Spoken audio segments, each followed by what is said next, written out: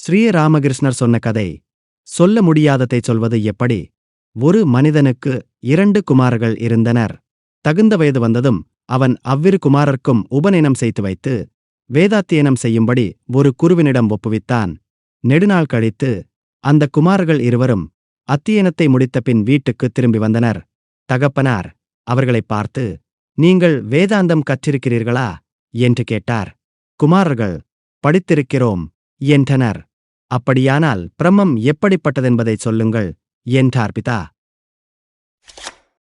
மூத்த குமாரன் வேதங்களினின்றும் வேறு சாஸ்திரங்களினின்றும் அநேக மேற்கோள்களை எடுத்துக் கூறி, அப்பா, அது மனோ வாக்குக்கு எட்டாதது, இன்னின்ன மாதிரி இருப்பது, அதெல்லாம் எனக்குத் தெரியும் என்று சொல்லி பின்னும் சில ஆதாரங்களை எடுத்துக் கூறி முடித்தான்.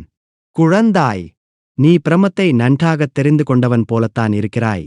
இனி நீ உன் காரியங்களைக் கவனிக்கலாம் என்று பிதா சொல்லிவிட்டு இளையவனை பார்த்து அதே கேள்வியை கேட்டார். ஆனால் அவன் பதில் சொல்லவில்லை.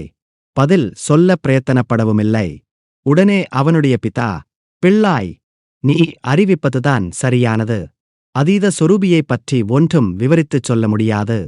சொல்லத் தொடங்கினால் அளவற்றதற்கு அளவையும் நித்தியத்துக்கு அனித்தியத்தையும் சம்பந்தமற்றதற்குச் சம்பந்தத்தையும் ஏற்றிக் கூற வேண்டியிருக்கிறது. ஒன்றும் சொல்லாமல் மௌனமாகவிருந்ததே அநேகமாயிரம் ஆதாரங்களை எடுத்துக் காட்டியதற்கு மேலாகும் என்றார்.